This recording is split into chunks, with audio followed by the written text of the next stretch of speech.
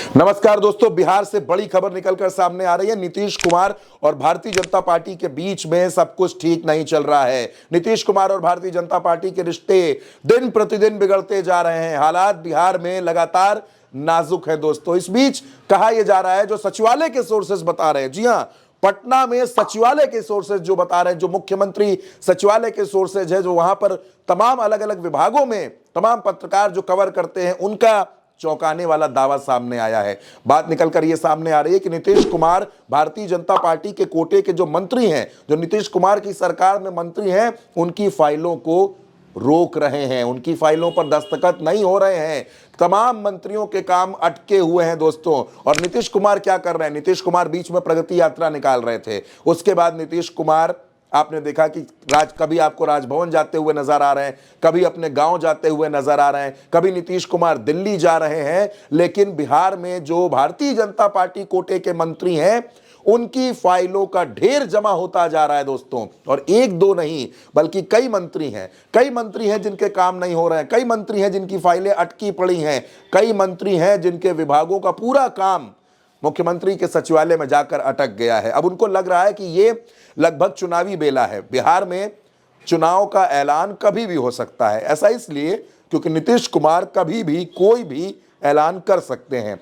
या तो वो विधानसभा भंग करवा सकते हैं, या फिर नीतीश कुमार के बारे में जो सबसे ज्यादा बात कही जा रही है कि वो पलट सकते हैं, और या फिर बिहार में राष्ट्रपति शासन के भी संकेत मिल रहे हैं दोस्तों। तो ऐसे में इन तमाम मंत्रियों के काम, इन तमाम मंत्रियों की फाइलें बिहार में अटकी पड़ी हैं। मुख्यमंत्री के सचिवालय में काम बिल्कुल कछुए की रफ्तार से हो रहा है, बिल्कुल धीमे धीमे हो रहा है। और इसीलिए भारतीय जनता पार्टी के तमाम मंत्रियों को, तमाम विधायकों को ऐसा लगने लगा है कि इसका नुकसान चुनाव में उठाना पड़ सकता है। क्योंकि अगर जनता के काम ना किए तो जिस जनता ने जिताया है, वो जनता चुनाव हराना भी जानती है।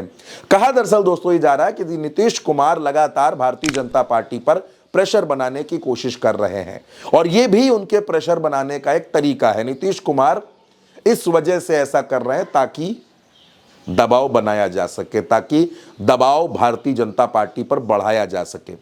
दोस्तों, जब से लालू प्रसाद का ऑफर नीतीश कुमार को मिला है, उसके बाद से नीतीश कुमार का जो हौसला है, उनकी जो हिम्मत है, जो अभी तक ऐसा लग रहा था कि टूट रही थी, क्योंकि बिहार में इस तरीके का कोई संकेत, इस तरीके का कोई ऑफर नहीं था।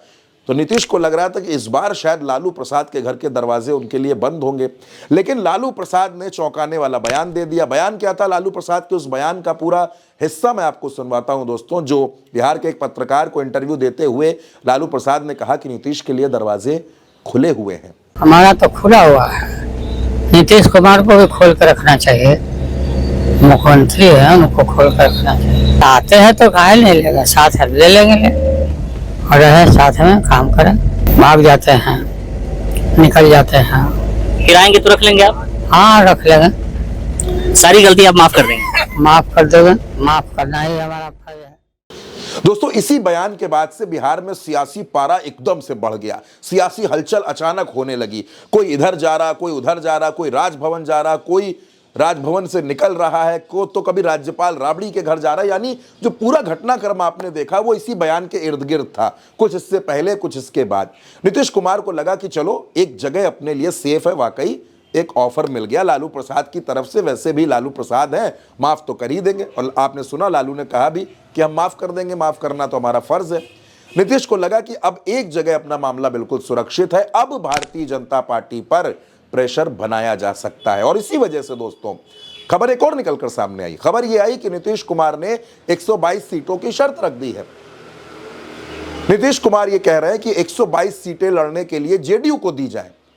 नीतीश को यह भी पता है कि ललन सिंह और संजय झा आजकल उनके हैं, पर उनके हैं नहीं। यानी है तो वो जेडीयू में, लेकिन वो भाषा भारतीय जनता पार्टी की बोल रहे हैं। पप्पू यादव जो सांसद है दोस्तों पूर्णिया से, वो तो ये भी दावा कर रहे हैं कि नीतीश कुमार तो अंबेडकर के मसले पर बोलना चाहते थे। नीतीश चाहते थे कि अंबेडकर का जितना अपमान हुआ है उस पर अपनी बात रखें, लेकिन उनके ऊपर दबाव था। यह दबाव दिल्ली से था। लेकिन अब नीतीश कुमार को लगता है कि ऑफर मिल चुका है, कभी भी पलट सकते हैं, लालू के साथ जा सकते हैं, तेजस्वी के साथ जा सकते हैं, और तब भारतीय जनता पार्टी के लिए नीतीश कुमार बड़ी चुनौती बनेंगे। लेकिन जिस तरह से नीतीश कुमार अभी गठबंधन में रहकर भारतीय जनता पार्टी की मुश्किलें बढ़ा रहे हैं, भारतीय जनता पार्टी के नेताओं के, उनके मंत्रियों के, विधायकों के काम अटके पड़े हैं, जैसा कि पटना के पत्रकारों के बीच में चर्चा है, तो ये तो भारतीय जनता पार्टी के लिए बड़ी चुनौती है। क्योंकि नीतीश कुमार अगर अपना तेवर दिखाने पर आ गए दोस्तों, तो खरमास खत्म होने में 10 ही दिन बचे हैं और इन्हीं 10 दिन में पूरा खेल बिहार की राजनीति में होना है। वैसे भी दोस्तों राजनीति में अगले पल का भरोसा नहीं है और ये तो 10 दिन का वक्त है। इन 10 दिनों में क्या कुछ होगा, कितनी मुलाकातें होंगी, कितना घटनाक्रम होगा, कितने बयान आएंगे, इन सब पर दोस्तों हमारी नजर है। लेकिन फिलहाल ये बड़ी खबर थी, इसलिए आप तक पहुंचानी बेहद जरूरी थी दोस्तों। फिलहाल के लिए इतना ही। आप अपनी राय हमें कमेंट बॉक्स में जरूर बताइएगा और उल्टा चश्मा यूसी को सब्सक्राइब करना बिल्कुल मत भूलिएगा।